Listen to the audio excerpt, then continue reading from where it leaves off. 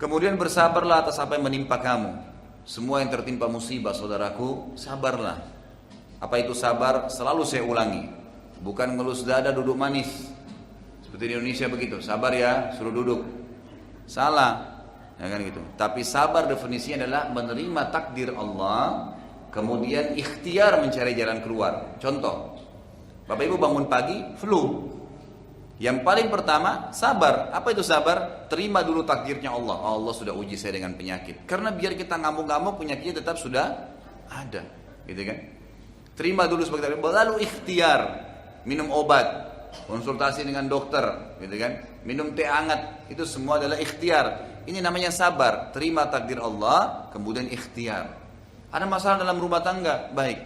Ini cobaan Allah datangkan. Sabar. Bagaimana sabar? Terima sebagai takdir Allah lalu ikhtiar memperbaiki. Coba, kan gitu. Itu namanya sabar. Dan ini dikatakan wasbir ala ma asabak. Ini dari dulu. Ibnu Abbas radhiyallahu anhu berkata, subhanallah baru semalam saya dapat posting gitu kan. Dari satu teman waktu di WhatsApp itu, kalimat yang luar biasa gitu. Dia mengatakan, ya, pada saat kau sedang keluhkan permasalahanmu dengan Allah, waktu musibah datang, mungkin kau menangis, tapi kau masih bisa tidur. Sementara Allah Tuhanmu menyelesaikan permasalahanmu pada saat kau keluhkan dengannya tanpa dia tidur. Kamu sedang tidur, Allah selesaikan permasalahanmu dengan cara dia yang kalau kamu tahu bagaimana Allah selesaikan urusanmu, kau akan menangis karena senang. Gitu kan? Allah SWT tidak biarkan. Diselesaikan oleh Allah Azza wa Jalla, tapi dengan caranya Allah. Dengan caranya Allah SWT. Mungkin kita berharap cepat, tapi Allah tundain 3-4 hari kemudian, sebulan kemudian. Allah kita ingin dengan cara A selesai, ternyata tidak. Allah selesaikan dengan cara Z. Allah lebih tahu. Dan umumnya kalau Allah ujikan seorang hamba musibah, maka berarti Allah akan angkat derajatnya dan mengampuni dosanya. Serta kadang-kadang subhanallah, ini sering saya bahasakan kalau anda sedang menghadapi musibah, makin berat cobaan datang, maka pastikan anda orang paling kuat, lebih kuat imannya. Karena kata Nabi SAW sudah jelas, semua dalam hadis Bukhari, semua nabi-nabi cobaannya paling berat. Kemudian datang orang-orang yang beriman, tingkatannya mendekati Nabi, kemudian terusnya begitu. Artinya orang yang paling berat, ya, cobaannya adalah orang yang paling tinggi imannya, gitu kan? Orang yang paling tinggi imannya. Jadi kalau cobaan makin besar, jangan bilang, aduh besarnya cobaan kepada saya. Enggak. Alhamdulillah, berarti saya orang dekat dengan Allah Subhanahu Wa Taala. Karena ada kadang-kadang Bapak Ibu sekalian, ini ulama tekankan ya.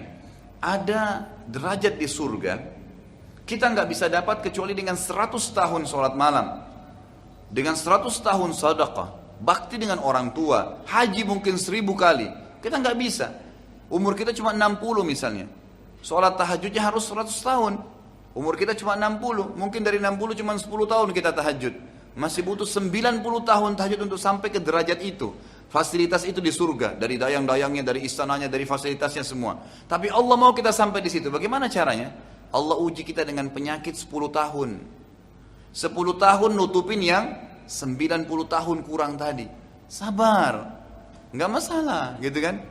Kalau saya sering bahasakan itu, kalau ada tulisan saya judulnya, musibah, kenali sebabnya, nikmati prosesnya. Insya Allah akan terbit nanti tahun depan buku itu. Saya sudah tulis dan insya Allah sudah 80% selesai gitu. Itu saya tuliskan musibah, kenali sebabnya, gitu kan? Dan nikmati prosesnya, nikmatin aja. Nggak usah keluh kesah, karena keluh kesah tetap tidak akan menyelesaikan masalah. Kata Umar radhiyallahu anhu, orang yang tertimpa musibah dan dia bisa terima sebagai takdirnya Allah, lalu dia sabar menjalaninya, maka dia akan menikmati, maka dia akan menjalani proses ya musibah itu dalam keadaan tenang dan dia akan menikmatinya. Artinya sakit ya sudah diterima, karena biar kita keluh kesah tidak bisa, dan pahalanya akan maksimal. Dengan ada orang kena musibah tapi keluh kesah, dia susah lalui, tidak ada pahalanya, nggak ada didapat sama dia. Maka sabar. Inna dzalika min azmil umur. Kata Luqman, sesungguhnya itu adalah hal-hal yang pasti terjadi. Allah sudah jadikan sebagai sunnatullah. Azmil umur pasti terjadi, nggak mungkin tidak. Semua orang akan diuji oleh Allah Subhanahu Wa Taala, gitu kan? Tapi tergantung dengan kadar imannya, Sebagian salaful ummah dari tabi'in, kalau mereka sebulan tidak sakit, mereka langsung beristighfar kepada Allah. Gitu. Kalau nggak sakit gitu, sampai ada di antara mereka kadang-kadang kalau jalan kesentuh kakinya batu, beristighfar kepada Allah dan mengatakan alhamdulillah, Allah sudah membersihkan dengan ini dosa saya. Sampai seperti itu. Mereka mau minum terlambat airnya, alhamdulillah. Cobaan datang, berarti ini akan mengampuni dosa-dosa saya. Ada derajat yang saya akan dapat di surga yang tidak bisa dijangkau kecuali dengan ini.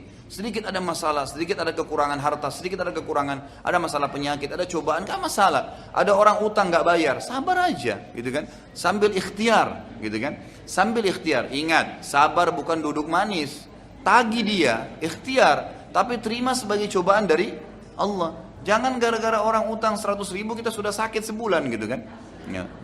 Tapi coba kita ikhtiar, oh berarti Allah lagi coba saya. Bukankah Nabi SAW mengatakan apa dalam hadis yang sahih riwayat Bukhari? Siapa yang menghutangkan sesuatu pada orang kemudian belum terbayar, maka sama dia bersedekah setengah dari utang itu. Kalau ada pernah ibu-ibu saya sampaikan sampai nangis gitu, Ustaz ternyata saya baru tahu ya, 10 tahun saya pernah utangkan uang orang gitu kan, belum dibayar-bayar Ustaz. Ya sama 10 tahun kalau saya bahasakan dengan bahasa saya, setiap hari 10 juta waktu itu utangnya, sama dengan ibu tiap hari infak 5 juta selama 10 tahun. Berapa banyak pahala yang didapatin gitu. Makanya fahami dengan ilmu, maka kita akan bisa melalui kehidupan ini gitu. Itu pasti dari azmul umur. Tidak ada yang sia-sia dalam Islam, tidak ada yang sia-sia di dalam Islam. Jadi sabarlah, ya. Wasbir ala ma asabak. Sabar. Ibnu Abbas berkata radhiyallahu anhuma, dalam statement sabar ini, beliau mengatakan yang saya dapat posting semalam ya.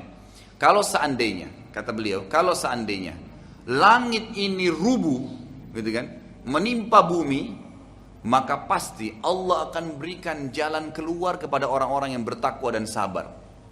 Jadi pasti Allah akan bukain celah-celah yang mereka tidak kena timpaan tersebut dan mereka bisa lari, lepas daripada reruntuhan langit. Bukankah Allah mengatakan, "Wa may yattaqillaha yaj'al lahu makhraja"?